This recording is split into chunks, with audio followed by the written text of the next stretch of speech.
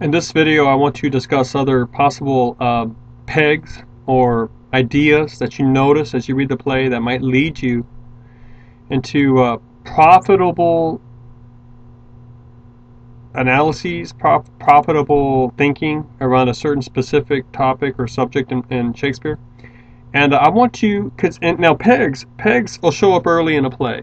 And by the way, pegs is my own name for it. I don't know. There's probably a better term for it out there anyway. But I'm thinking of pegs in the sense of if you can get that peg established and you hang on to it, you can like pull yourself up and get another peg in and pull, and you're climbing onto these things, or maybe a peg in the sense of you get it firmly established and then you can build stuff on it. You can hang stuff on it and have it come down. Now, what do you see? And again, the notion is these pegs will be upfront and quick and early in a literary work if they're going to, be worth following throughout the work. Okay, what do you see? Or if you find one somewhere, you realize, this will help me look at the whole thing through this light, or through this lens, or through this vantage point. What do you think about the death and the life thing in Pericles? In the sense of people dishing out death and people dishing out life, because you have people here that are giving other people death. Antiochus gives a lot of other people death. Antiochus gives his daughter death. You have Cleon's wife Dionysa giving out death. She wants to give out death to Marina. But eventually, both of these bring death upon themselves, right? Antiochus and his daughter are burned up, and Cleon and Dionysa are burned up. You read what the citizens of Tarsus, that's the name of the city, do to them. So they both die by fire, which would be a particular odious sign of a bad death. But or a particular sign of an odious death, a bad death. What about the people giving out life? You have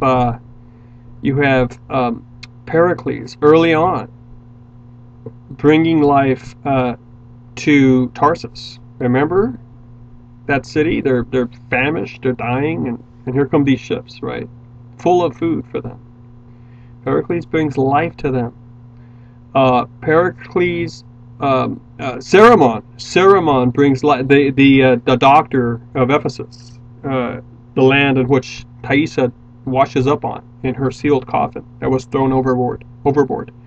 Cerimon brings her back to life.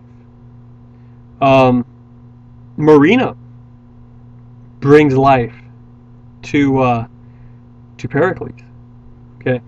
So now think in terms of the people that give life and bring life, and the other people that bring death. Are they related to? How are they related to each other? It's a parent-child thing, isn't it? For the most part, it's a parent-child thing.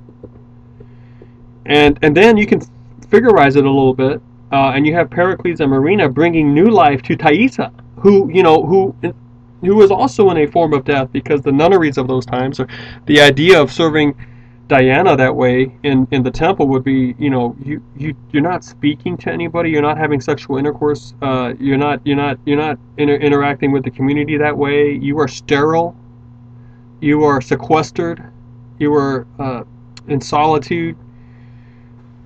It's and that idea was played out in medieval mystics and early modern forms of worship, extreme forms of worship, especially among the Catholicism of that day, where you have anchorites that would, wall themselves into a tomb and have a little airspace, and then they would talk to people on the street through the little eye holes, and it's pretty extreme. But I think the word nun might come from the word mum.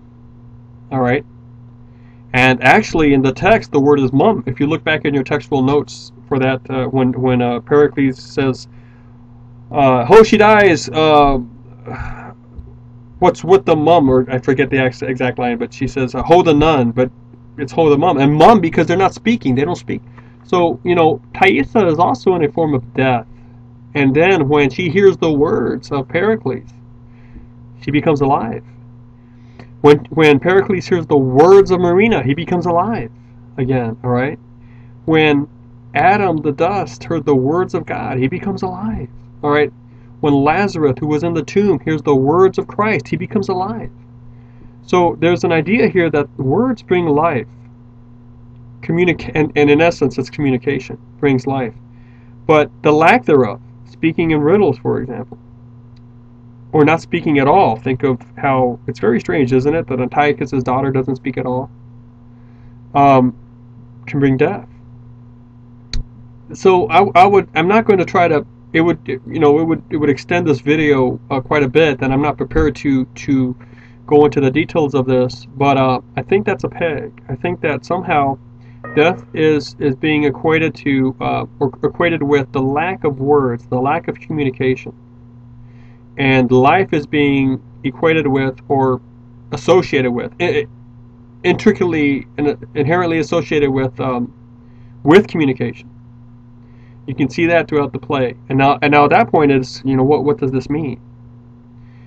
And I can't help thinking that it has something to do with a communal self, which would share the root idea, and not just by coincidence, of communication, versus an isolated, idiosyncratic, individualized, cut off from society self, which is how we kind of actually tend to think of ourselves nowadays. But I think we're missing out on something, and I think that to understand these plays, it would help to try to imagine what it would feel like, or what the notions were of marriage and of how that extends yourself into a larger self that now has two bodies involved with it, you and your wife, or you and your husband.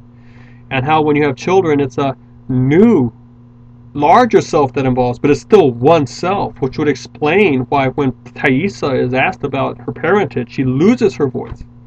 Because in her mind, they're dead.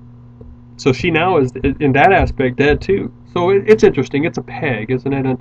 And a promising one that may actually lead into fruitful analysis, but it's something to follow, something specific to follow.